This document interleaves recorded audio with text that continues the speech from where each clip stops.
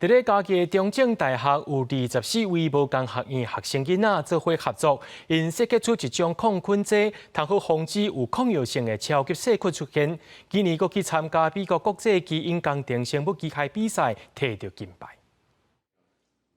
实验室内底，大家真专注，有人咧做分析，嘛有人做无共的建本来比较甲记录。国立中正大学24位来自无共学院的学生，利用合成生物学设计出一款会当避免产生超级细菌的抗菌辅料。超级细菌它会躲藏在我们的 macrophage 我们的巨噬细胞里面，然后随着巨噬细胞去感染身体其他的部位。那我们的设计的抗菌肽呢，其实有带着一个穿透肽，它可以进到巨噬细胞里面，再进一步的去处理巨噬细胞里面的超级细菌。抗生素的使用解决真侪医疗方面的问题，但是过度使用抗生素嘛，造成超级细菌的出现。所以中正大学的学生设计这款对抗超级细菌的抹料，唔但摕到美国国际基因工程生物机械比赛金牌，刷来慢慢来申请专利。那在最内层呢，我们选的抗菌剂呢是抗菌肽以及穿透肽这两种多肽，它们是以物理的方式进行杀菌的，因此较不容易让细菌产生抗药性的问题。希望能够把这样的技术，也许是把它以敷料的方式呈现，或是以更方便的方式，也许譬如说喷雾或者是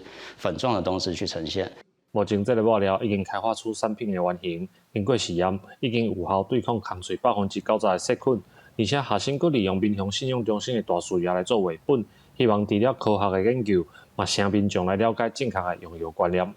记者林慧婷，嘉义报道。